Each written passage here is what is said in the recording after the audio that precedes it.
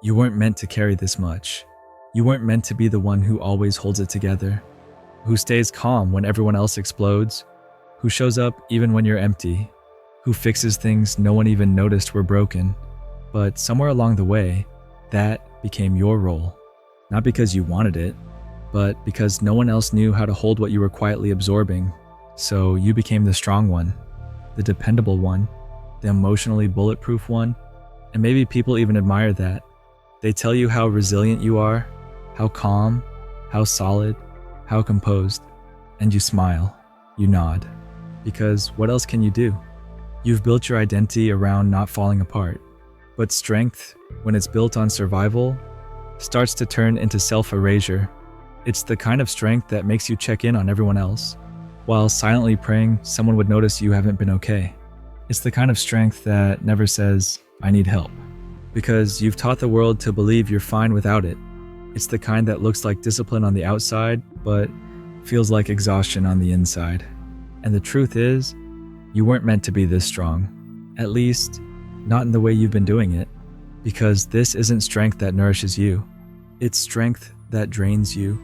It's holding everything up while slowly disappearing beneath it. And maybe you've convinced yourself that if you stop being strong, everything will fall apart. People will leave. You'll disappoint someone. You'll lose your place in the world. But here's what no one tells you. Real strength isn't silent suffering. It's not holding in your truth so others don't have to feel uncomfortable. It's not performing peace while you crumble privately. Real strength is honesty. Real strength is release. Real strength is saying, "I can't keep doing this like this." And that's not weakness. That's awakening. Nobody wakes up and decides to be the strong one. It happens slowly. It starts in moments no one else saw. Like when you were hurting and nobody asked. So you learned how to smile through it. Like when your needs were too much for someone else. So you made yourself smaller, quieter, easier to carry. Like when being vulnerable led to rejection. So you built walls that looked like independence. You didn't choose this version of you. You became them to survive. You became reliable because being a burden felt dangerous. You became selfless because your own needs were met with guilt. You became low maintenance because asking for anything felt like too much. And now, you're exhausted. Not just physically, existentially. Because when your entire identity is built around being okay, you lose access to your own softness. You forget what it feels like to fall apart in front of someone who stays. You forget what it feels like to not be the one holding the emotional weight in every room. This kind of strength, it disconnects you from yourself. You don't cry when you want to. You don't speak when something hurts. You don't pause. You push. You don't rest. You perform. And the world doesn't stop you. In fact, it rewards you for it. It claps for your discipline, your work ethic, your resilience. But what the world sees as success might actually be a very polished form of self-abandonment. Because here's the brutal truth. If you've spent years being the strong one, you've probably never felt safe enough to be anything else. That's not your fault. That's not weakness. That's the nervous system of someone who adapted too well to chaos. That's the mind of someone who thought being lovable meant being unproblematic. That's the heart of someone who thought being needed was the same thing as being wanted. But here's the moment everything changes. When you realize that your strength has served you, but it's also cost you. It kept you safe, but it also kept you numb. It helped you survive, but it also kept you small. You don't have to hate it. You just have to stop worshiping it. You can honor what it gave you and still say, "I want something else now." You can keep the strength, but not the silence. You can keep the courage, but not the mask. You can be strong without being invisible. There's a moment no one else sees. It's not dramatic. It's not loud. It's the quiet collapse at the end of a long day. It's the deep sigh while brushing your teeth, wondering how you're still holding it all together. It's sitting on the edge of your bed, not knowing whether you're tired or just done. Strong people don't fall apart in front of others. They do it alone, in pieces, 5 minutes at a time, in silence, between responsibilities, after they've made sure everyone else is okay. And when it finally hits, it's not a meltdown. It's emptiness. It's staring at the wall and wondering why nothing feels real anymore. It's going numb. Because the truth is, strength, when it's all you've ever known, eventually becomes loneliness. People stop asking how you're doing because you always say you're fine. They don't check in because you never seem like you need it. And after a while, even you stop asking. You stop checking in with yourself because somewhere along the way, your emotions became inconvenient. Crying feels weak, rest feels lazy, needing feels dangerous.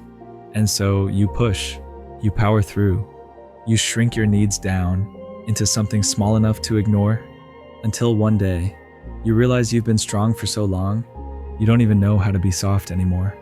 You don't know how to ask for help without apologizing. You don't know how to sit in someone else's presence without trying to earn your place there. You don't know how to let yourself be held, emotionally, mentally, spiritually, without guilt crawling up your spine. But here's what you need to hear. You were not born to be a machine. You were not born to serve, to perform, to carry what breaks you and smile through the ache.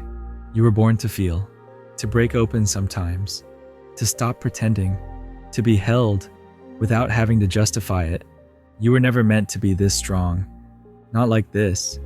Not at the cost of yourself.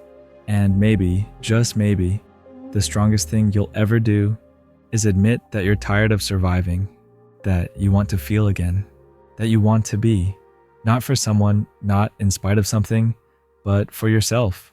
And the truth, that version of you, the one who doesn't have to hold it all, they're not far. They've just been waiting for your permission. So what happens when you stop pretending to be strong? Not the kind of strong that holds your spine upright, but the kind that turns your heart into stone just to keep functioning. What happens when you set it down? Not because you're giving up, but because you're finally done carrying what was never yours to hold in the first place? Here's what they don't tell you. It's not dramatic. It's not a movie scene. It's not some glorious explosion of healing and release. It's awkward, unfamiliar, quiet. It's waking up one morning and realizing you don't need to explain yourself to anyone today. It's saying no to something without rehearsing your reason. It's canceling a plan and not over-apologizing. It's crying without rushing to wipe it away. It's asking for help and then letting someone actually help you. It's when you stop seeing rest as laziness, when you stop seeing softness as a threat, when you stop calling your needs too much. You begin to reclaim the things you once silenced inside yourself, not all at once, not in perfect timing, but in small, honest moments where you show up as you are, not who you trained yourself to be. That's where your real strength begins, not in endurance, not in perfection, not in silence, but in presence. The presence to say, I'm here and I'm not okay, and that's okay. The presence to let people see the parts of you that aren't polished or convenient. The presence to feel something other than tension and duty. And slowly, life meets you differently. Not because the world changed, but because you stopped filtering yourself through who the world told you to be. You laugh in ways that feel real again. You sit still without checking your phone, your tone, your posture. You breathe deeper, not because of a technique, but because your body finally believes it's allowed to relax. You start loving people from a place that isn't rooted in performance. You stop loving from your survival self and start loving from your real self. And maybe, for the first time, you realize you don't have to be exhausted to feel worthy. You don't have to be impressive to be loved. You don't have to earn your softness. It was always yours. Living without the armor feels strange at first. You're not used to being this visible, not in the curated, filtered, well put together way, but in the unfiltered, unguarded, this is actually me kind of way. And it takes some time to adjust. You'll want to go back. You'll feel the old urge to shrink when you're misunderstood. You'll feel the tension rise when someone gets uncomfortable with your honesty. You'll feel guilt when you protect your energy instead of overextending yourself, because the world trained you to be digestible, to be the good one, to say yes when you meant no, to keep the room calm, even if it meant betraying your own truth. But now, you're not playing that role anymore. Now, you're letting the discomfort exist.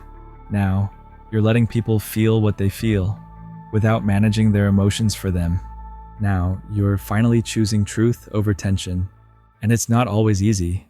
Sometimes it feels like losing things you thought you needed: a relationship, an old identity, a version of yourself that everyone liked, but that you didn't feel safe inside. But then the real wins begin to show up. Not loud, not all at once, but undeniably. You notice how peaceful it feels to not explain yourself, how liberating it is to sit in a room and not feel responsible for the mood, how healing it is to give a simple answer and leave it there. You start speaking slower, pausing longer. You don't reach for the next thing to say. You let silence speak too. You stop apologizing for how you feel. You stop shrinking when you need something. You stop performing because you're no longer auditioning for acceptance. People might not know what to do with this new version of you. They'll say things like, "You've changed." And you'll say, "Yeah, I finally came home to myself." Some will lean in closer, some will fall away. But the people who stay, they'll be the ones who don't need you to wear a mask to be loved. They'll hold space for you as you are, not as you've trained yourself to appear. And that's where it gets lighter. Not because you've simplified your life, but because you're finally not dragging yourself through it. You walk into rooms now without tension in your chest. You have conversations without scripting them in your head first.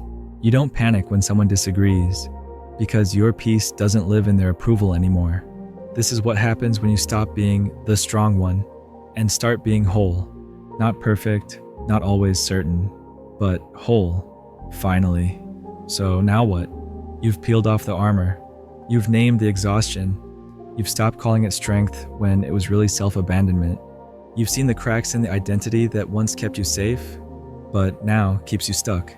And here you are, bare, a little bruised, unsure of what's next, but also freer than you've ever been, because you've done something most people never do. You told the truth to yourself. You finally admitted that strength without softness is just pressure, that resilience without rest is just survival, that independence without intimacy is just loneliness in disguise. And when you tell that truth, even silently, the old version of you begins to loosen its grip. You begin to understand that you can be strong and soft. You can lead and rest. You can hold others without losing yourself. You can stop trying to be everything and start being you, fully, freely, without rehearsing, without asking for permission. And yes, it will take time. Some days you'll reach for the old mask out of habit. Some days you'll feel like slipping back into control, into silence, into overfunctioning, because it's what's familiar. But now, you'll notice it. You'll pause, and maybe you'll choose differently. And that small, quiet choice is everything. It's the beginning of a life where you don't have to be the strong one. You just have to be real. And in that realness, you find your softness again. And in that softness, you find your peace. If this message found you at the right time, drop a comment and say, "I'm done being the strong one." Let that be your release. Let that be your reset. And if you want more spaces like this, where you don't have to perform, fix, or impress, subscribe. There's room here for all of you. Every piece, every pause, every version you're becoming. You don't have to carry this alone anymore, and now you won't.